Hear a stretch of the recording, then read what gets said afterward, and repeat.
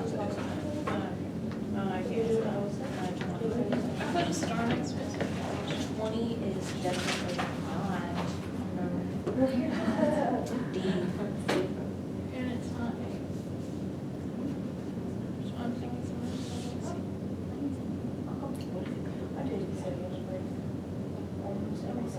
you know which one's out, which one, which one's All right, folks. Good afternoon, good evening. We're into the evening now. So, just a quick overview of what to expect. There are 50 questions on the exam at 3 points each. There are 2 bonus at 1.5 points each. Those 2 bonus questions require you to write a little bit of something. And if you write a little bit of something and you're honest, you'll get the points. So, it has nothing to do with the actual chemistry itself. Just 2 questions I'm asking. Okay, so everybody should get these 2 for sure. Okay, so you'll be allowed your notes, your model kit, calculator, can't use your phone, watch, anything connected to the internet. Okay? And I will, of course, provide you with the periodic table. So you get a periodic table that'll have the electronegativities on it in case you need those. There will be plenty of room to write on the exam. I encourage you to do so in the spaces that are provided or in the margins or wherever you find a place to need it. So there's approximately, I don't remember exactly the numbers here, but approximately somewhere between 10 to a dozen questions on the new material. The rest of it really is stuff that you've seen on the older, the similar stuff that you've seen on the old exams. So, you know, chapter 13 and chapter 18 is all new, and there is stuff there about carboxylic acids and amino acids and proteins and peptides and that kind of stuff. You will not have to do a complete sequence determination, but it is fair game for me to give you a sequence and ask you, if you use this enzyme, how many fragments would you get, or something along those lines, okay? It's fair game. But I'm not going to give you, you know, a bunch of rough data and have you figure out what a sequence is. So, with that said, I will turn over the floor to you all to ask any questions, and I will answer anything that I can, or should. Can we go over exam 3? Can? Can we go over 6? Question number 6. You said this is the first 12? First 12. It Okay. was the printer, that's All right. right, that's all right. I didn't bring these with me. Question 6 says, what is the product of the following reaction sequence? And so the sequence is taking benzene, first reacting that with a mixture of nitric acid and sulfuric acid, followed by iron and HCl. Okay, so when we get a problem like this, we do it stepwise. What's going to be the product of the first reaction? What happens when we take nitric acid and sulfuric acid and mix them together? What, with benzene, what do we get?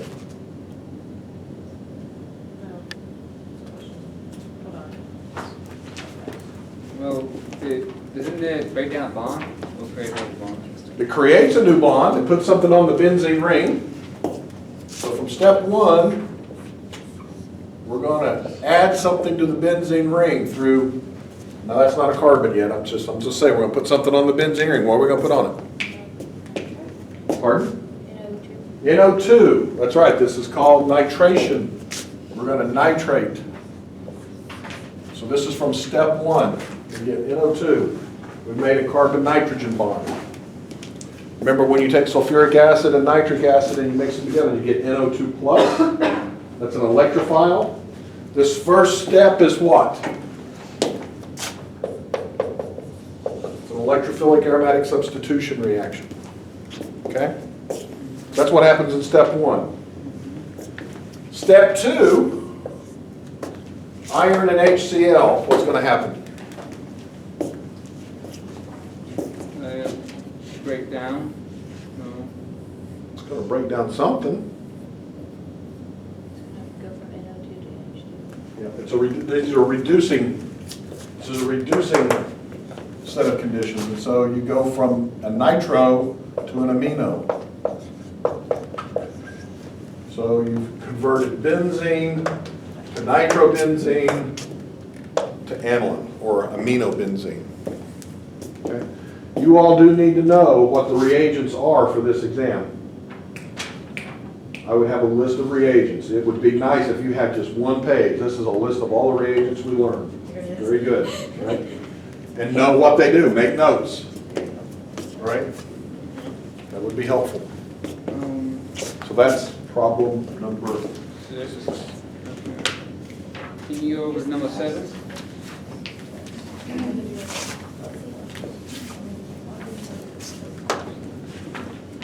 Number 7. What would be the product of the following reaction? So again, we're starting with benzene. We are putting in this alkyl chloride, and we're going to react all this with aluminum trichloride. What kind of reaction is that? Addition. Well, so we are going to add something, but it's really substitution. This is still electrophilic aromatic substitution. It's an alkylation reaction. Whose alkylation reaction? Not the Grignard. Friedel-Crafts. Friedel-Crafts. This is Friedel-Crafts alkylation. Remember, aluminum trichloride will remove the chlorine.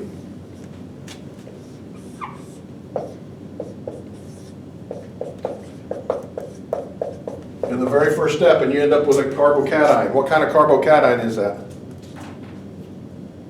Is it primary, secondary, or tertiary? It's secondary, so what do I need to watch out for? I need to be careful about any kind of rearrangement. All right? Can that rearrange to a more stable carbocation? Yes. Yeah, there's a hydrogen here, right? And if that hydrogen moves,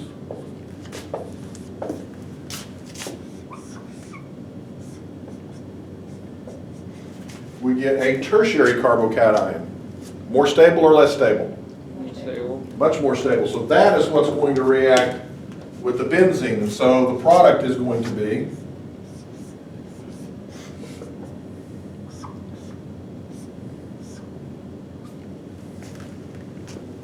where that carbon is that carbon. Right? So anytime you generate a carbocation in any mechanism, always ask yourself if it can rearrange to a more stable carbocation. It was the one thing that I told you is a certain thing. If it can rearrange to a more stable carbocation, it will. Right? And so I can tell you right now that there will be something of a rearrangement somewhere on that exam. So that one would be. C. C is the correct answer. Making sure. You know what I did? What did you do? I knew it goes through rearrangement, like I know that can. My brain erases the CL, I was like, oh, that's another carbon. Yeah. I just put it on accident, because I do that sometimes. That's the same thing I did. Because sometimes I forget that the whole thing goes away, and not just the CL, but mine also disappears. Okay. I do that a lot. Okay. I usually catch myself. So you just got to pay attention, take it easy. I was. You're going to have from 8 o'clock to 10:30, right? There's no need in getting in a rush. Yeah, I was You know? freaking out. Pace yourself. I mean, that's quite a bit of time per question, right? Yeah, So, so. you know, bring your coffee, bring a snack. Just chugging it. Can you go over number 9? can. If I have that one. This one. Yep, I got it. Oh, 1 through 12. Yeah. Only on the top. All right, what is the product of the following reaction sequence? So we're going to start off with this ketone. The first thing is sodium borohydride in methanol. Then we're going to treat whatever that is with hydrogen bromide. Then we're going to react that with magnesium and ether. Now on this particular question, when you look at the answers, is there anything in there that contains magnesium? Last one. The last one. Yeah. That'd be the answer. So that is the answer, but let's go through each and every one of the steps, okay? So we're going to do this step by step. What does sodium borohydride do? What kind of reagent is it? Is it a reductant? Is it an oxidant? Oxygen. It's almost, it reduces It reduces things. What does it reduce? the double bond. What double bond? Any double bond? The one that's the bond. Yeah, so it reduces carbonyls, right? So ketones and aldehydes. So in the first step, we're going to reduce with sodium borohydride the ketone to what?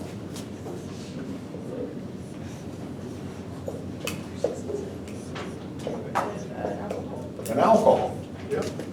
We're going to end up with an alcohol in the first step.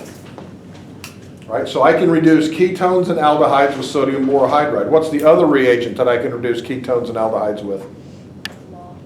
Law. L-A-H. Lithium aluminum hydride will also do it, right? Lithium aluminum hydride is just typically overkill for something like this. Okay, so now we've got an alcohol, right? So I've gone from a ketone to an alcohol. So now I'm going to start looking in my notes for what kind of chemistry does alcohols do. I don't care about ketones anymore, I no longer have it, right? So now I've got an alcohol reacting with HBr. What's going to happen there? OH gets released by the bromine. It does. So remember the mechanism, this will pick up the hydrogen from HBr. That protonates the alcohol. The alcohol then, the carbon-oxygen bond breaks, water leaves, and that gives you a carbocation, which doesn't rearrange to a more stable carbocation, because there is not one. And then the bromide attacks the carbocation in like an SN1 kind of reaction, and you get a bromide. And now magnesium and ether forms what reagent? What's the name of these reagents? Grignards. Yep. So what we did was we just took a ketone and converted it into a Grignard reagent through those 3 steps. Yep. And then you just add the magnesium. Well, the magnesium inserts itself between the bromine and the carbon. We didn't talk about the mechanism for that because it's actually quite complicated. It actually occurs on the surface of the magnesium. It's kind of interesting, actually. If you're interested, you can take my graduate level class and talk about that. That's how you make Grignards. It's from alkyl halides and magnesium metal. Number 14. Number 14. Number 14 is not between 1 and 12. Wait, no, wait, 13 actually. And neither is 13. Tomorrow? Okay, so here we go. So 13, which of the following would be the best way to separate a primary amine from an impure mixture containing cyclohexane? So basically, you take a primary amine, and I said cyclohexane. So you've got a mixture of these two things. And I'm asking you, how would you separate them? Okay? Well, what I would do is I would take the mixture and I would dissolve it in something. What did I say in there? Water, dichloride methane. Like HCl. Yeah, so I would dissolve it in dichloromethane and add HCl with water. And so what's going to happen when you do that, the amine gets protonated.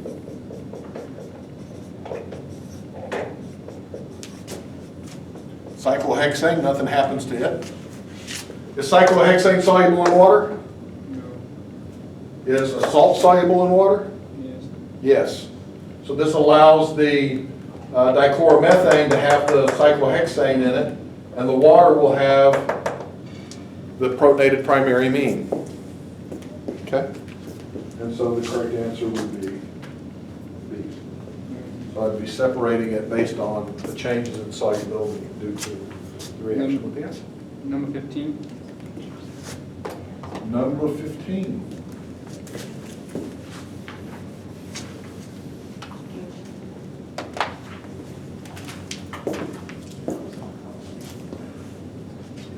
Which of the following can be used to prepare a ketone? Oxidize a primary alcohol with Jones reagent. What does that do? Does it give you a ketone? No, but what does it give you? I think it's a carboxylic. Or it's the other one. It's a carboxylic acid, that's right. So primary alcohols get oxidized with Jones reagent. Can we oxidize a tertiary alcohol with PCC? Will that make a ketone? No. We can't oxidize tertiary alcohols, right? Because there's no hydrogen on the carbon. Right, so we can't do that one. So B is out of the question. Reacting a Grignard reagent with an aldehyde. Yeah, so if I take an aldehyde, right, and I react that with a Grignard reagent, what I'm going to get after I work it all up is a secondary alcohol. Right, so that's not good.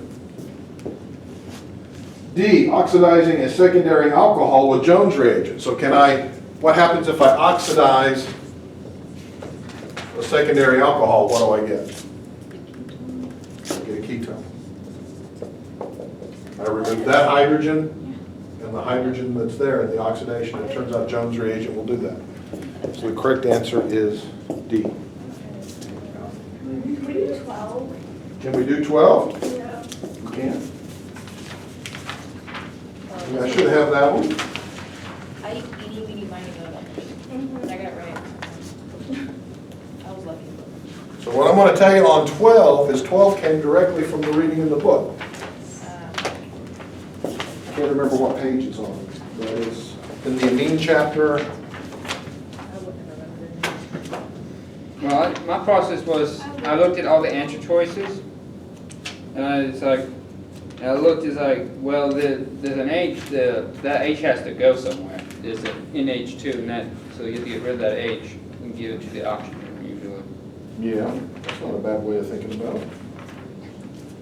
Let's see, where's it at? Oh, there it is. It's on page 330. So,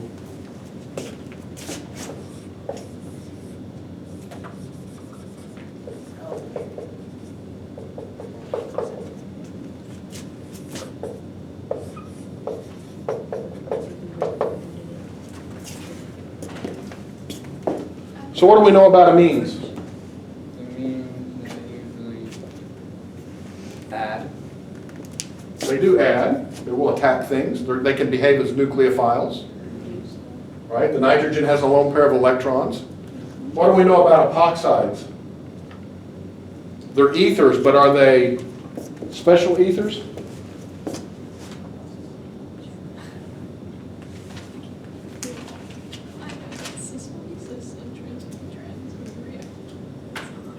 What's special about them?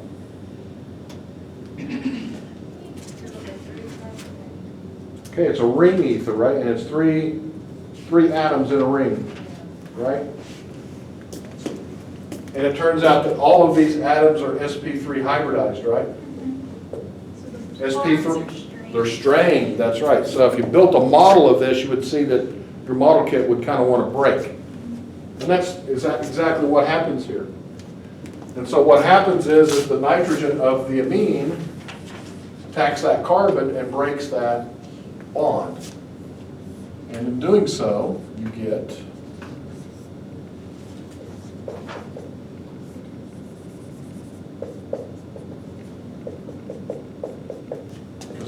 impacts this carbon, so it doesn't mess with that stereocenter at all. It just stays the same right there. And that's the product that you get after that reaction.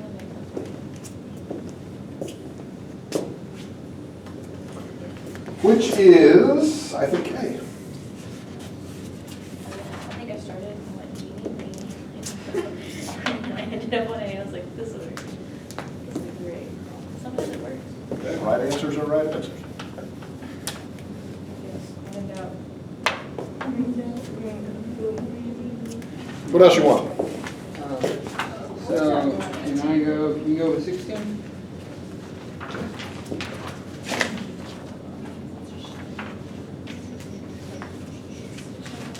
That's when those reagents come in. Which reagent will reduce a ketone but not an alkene? What reagents reduce alkenes? Hydrogen with what? Oxygen. No. Hydrogen with oxygen is water. Hydrogen by itself doesn't do anything to an alkene. We need something else. What else do we need? Nitrogen. We've got hydrogen.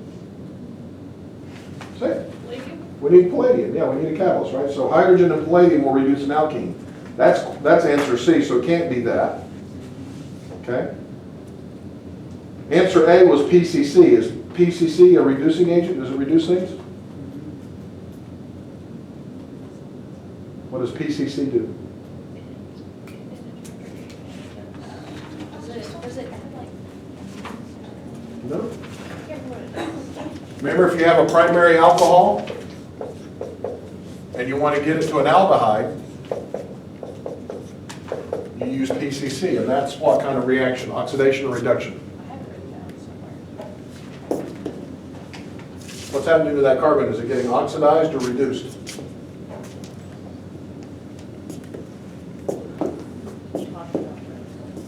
I can never keep my history on All right, well, let's figure it out. Let's calculate the oxidation state. What's the oxidation state of this carbon? How many electrons does carbon come in with? 4, and we subtract how many it owns, right? Does it own any of these? No. Does it own any of these? 1. Yeah, so we'll just put a 1 there. How about from the carbons and the hydrogens that are there that aren't shown? The hydrogens will get both. We get both, so it's going to get 2, 4, 5, right? So that is a -1 oxidation state. Let's look at this carbon, right? Carbon comes in with 4. It owns those 2, and 1 of that, does it own any of those? No, so 2 plus 1 is? 3. Is it 2 plus 1, 3? Yeah. So it is in the +1 oxidation state, right? So it is being oxidized, right? The more positive we are. So PCC is an oxidizing reagent. So it can't be A. What about B, Jones reagent?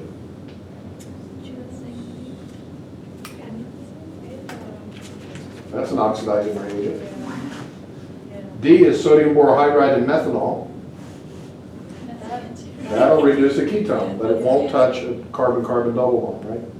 And then E was HBr, and we know that HBr will add to an alkene, but it doesn't reduce it, right? Okay? What else? What was the answer? Joe? Sodium borohydride and methanol, whatever, D? D, I think, yeah. 20, can you explain step 3 on 20? What was supposed to be on that? Step 3 on 20? Because like we went with, that was on that sheet, and then you had put it, but then you didn't go over it, you said you did it wrong, so we didn't do it. Yeah, we've drawn them. We had drawn them. Yeah, but we had done this earlier though, right? So, But I don't remember it. I'm pretty sure I overthought it, and I thought that because that step was there, it did something else. Not 80.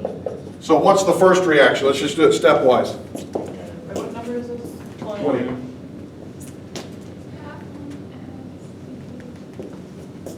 It's another name reaction. Whose name is it? This is the- Aluminum chloride. Aluminum trichloride is the name of the reagent, but what's the name of the reaction? This is the acylation. Acylation, yeah, this is the Friedel-Crafts acylation. Right, and so we make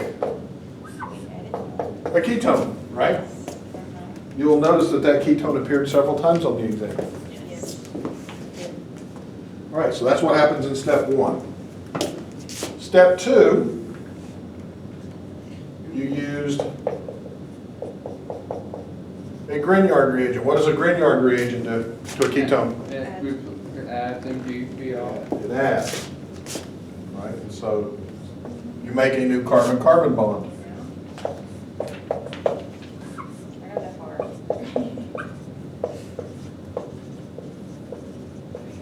Yep. And then in the third step, we add concentrated sulfuric acid. And what happens in the first step is that gets converted to an alcohol. That gets converted to an alcohol, and now what happens in concentrated sulfuric acid with an alcohol like that? It knocks away the OH. And what else? You're not wrong, but not complete. Does it CH3. make a double? Does it make a We do lose hydrogen, yeah, Big eventually. double bond. make a double? It, pardon? Double bond. It makes a double I bond. knew it. Yeah. We lose water, right? Mhm. So it makes that molecule. Mhm. Now, you didn't need to know all of these steps. If you'd have looked at the NMR, you could have figured out. Because of that the you high have spike. these two, High spike. we have this, but these are around 6.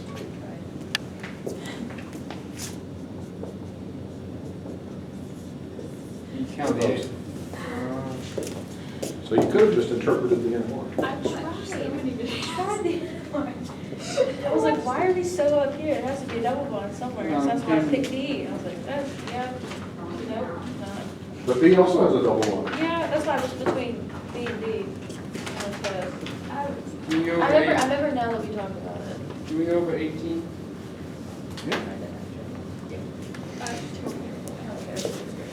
And isn't it usually a high spike in the HMR, I mean the double bond? No, not necessarily. Okay. 18.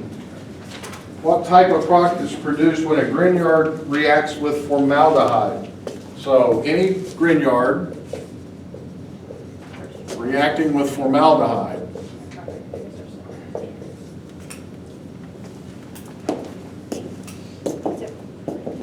What's going to happen to do it? Well, it's gonna put, add. Going to do what Grignards do.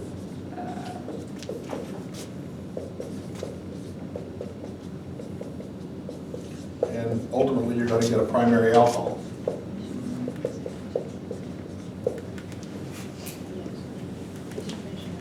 By the end of the night, I know what a Grignard does. You need to know what a Grignard does. Yep. Can The you guy won a Nobel Prize. Do you want a picture? I have a picture with the convention that we were for. It has like what each grader needs. What other problems you got? 19. We're just going to do all of them, damn 3 hours. Yes. Yes, we're gonna do that. Question 19. Yes. This has, this is like your graduation, and then when you want to, when you add these, what you get. Okay. Usually there's bonds, but then this is much reaction, and other things from like chapter. I'm right over, I'm gonna go back and read the chapters. Yeah, what I did is I took every single reaction I saw in chapter 9, I wrote down. All right, let's just look at this stepwise. So the first step was to react that molecule with ethylene glycol and paratoluene sulfonic acid. Paratoluene sulfonic acid, I told you all in class, was nothing more than just organic version of sulfuric acid. It's a strong acid. So what happens when I take 2 alcohols and a ketone? And strong acid, what do we make? Say it. You're right. It protects it, so. It does protect it. And what's the name of the new functional group?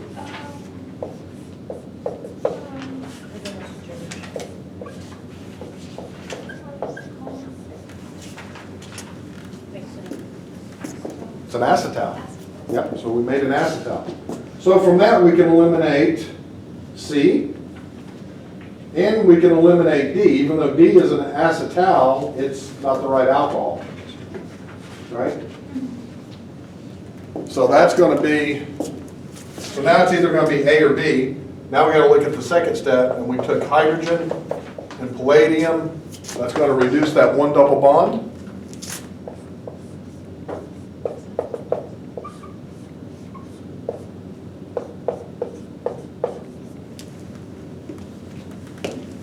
And so the answer there is A.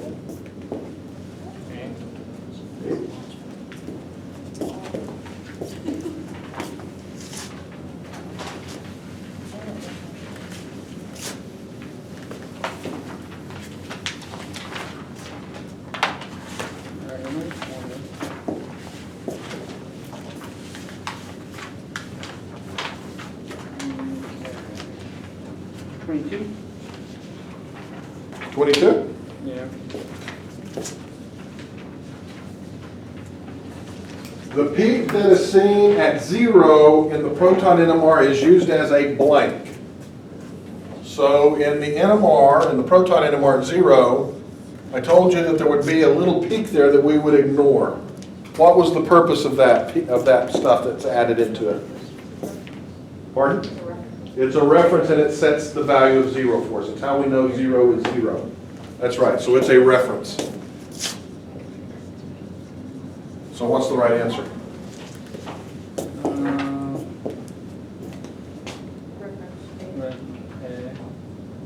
Reference to set the value 0. Hey, yep. So you'd see all this other stuff anywhere, you know, you're looking for things. But we knew to ignore that because that's a reference that sets 0. 23? What's 20? Which of the following is the main issue when performing a Friedel-Crafts alkylation reaction? A, carbocation rearrangements are possible. That's it, yep. B was only alkyl chlorides will do the reaction, and we learned that anything that gives a carbocation can essentially do a Friedel-Crafts reaction. And then C was aluminum trichloride is too hazardous to work with. It's hazardous, but it's not too hazardous to work with. And the reaction does not go to completion. These reactions actually go to completion quite well. So yes, the answer there is A, carbocation rearrangements. Remember, the chlorine gets removed, or the bromine gets removed, or whatever, you get a carbocation. And so you have to worry about rearrangement. 24? Or pick where you can. What was the answer, sir? A, 123. I had that marked first and I erased it and put B. Should have done that. I know. I know. Ah. Don't go my gut instincts. Ah. 24. What region of the IR spectrum would you need to look at to distinguish an alcohol, ROH, versus a carboxylic acid?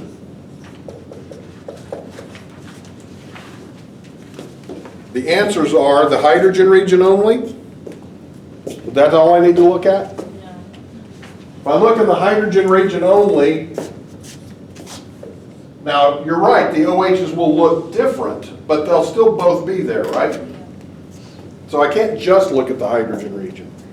So A is not the answer. The hydrogen in the sp2 region.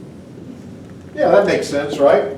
Because I'll see this, and I'll see this if it's a carboxylic acid, and I won't see anything in that sp2 region if it's just a simple alcohol, right? So the answer is B.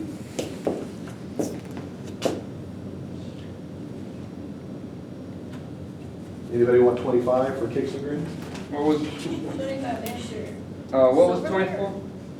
24 is B. 25 is also B, the silver mirror. That's what we did the other day in class. I've got an exam 2 question. You got an exam 2 question? Okay, good. Just, I can remember all the ones that I did before. This one I can't remember whatever. Okay, what is it? 19? I just gotta go to the, it's mainly the mechanisms, right? Sure. Just gotta- All right, so 19, we're starting off with an alkene. We're then reacting that with BH3, followed by H2O2 and sodium hydroxide, followed by PCC. So we got to do this stepwise, right? And what you have to remember is that these first two steps, when put together like this, was called the hydroboration oxidation sequence. So borane, BH3, followed by hydrogen peroxide and base, is known as the hydroboration oxidation sequence. So from steps 1 and 2, we're going to add water across the carbon-carbon double bond in an anti-Markovnikov fashion. So what does that mean? It means that the OH goes to the least substituted carbon, not the most substituted carbon. So we end up with this, which is a primary alcohol.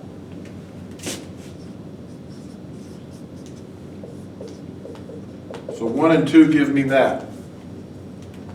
Step 3, PCC, oxidizes primary alcohols to what? They can either be oxidized to aldehydes or carboxylic acids, but PCC does what?